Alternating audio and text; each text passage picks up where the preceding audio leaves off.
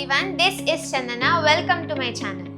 ఇవాళ ఈ వీడియోలో ఏం నేర్చుకోబోతున్నాం అంటే నో హౌ టు అంటే ఏంటి అంటే నాకు ఏం చేయాలో తెలుసు. లైక్ ఇప్పుడు చూడండి ఎగ్జాంపుల్స్, నాకు కార్ నడపడం వచ్చు, నాకు కర్సివ్ హ్యాండ్ రైటింగ్ ఇప్పుడు బాగా వచ్చు, మా అమ్మకి బిర్యానీ వండడం బాగా వచ్చు, రోహిత్ శర్మకి సిక్సెస్ కొట్టడం బాగా వచ్చు, నాకు ఇంగ్లీష్ మాట్లాడడం వచ్చు, అతనికి చెస్ ఆడడం తెలుసు.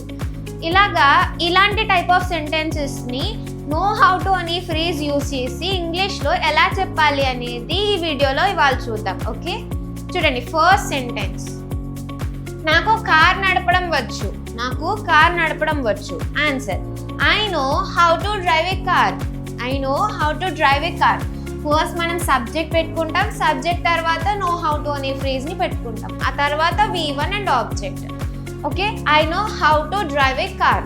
నెక్స్ట్ వన్, నాకు కర్సివ్ హ్యాండ్ రైటింగ్ ఎలా రాయాలో బాగా వచ్చు.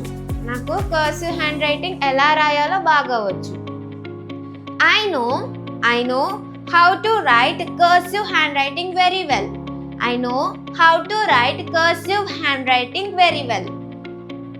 నెక్స్ట్ వన్, మా అమ్మకి బిర్యానీ వండడం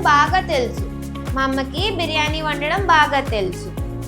మై మదర్ నోస్. చూడండి, ఇక్కడ మనకి నోస్ అని వచ్చింది, ఎస్ ఫామ్ యాడ్ అయింది. ఎస్ ఫామ్ ఎందుకు యాడ్ అయిందంటే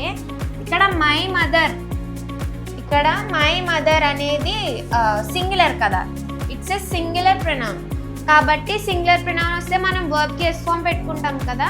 సో ఇక్కడ మనం ప్రొనౌన్ అంటే సబ్జెక్ట్ పక్కన నో హౌ టు పెట్టుకున్నాం, వర్బ్ పెట్టలేదు. సో ఈ ఫ్రేజల్ వర్బ్, ఈ ఫ్రేజ్కి మనం ఎస్ ఫామ్ అనేది యాడ్ చేసుకుంటాం అన్నమాట. Okay, my mother knows how to cook biryani well.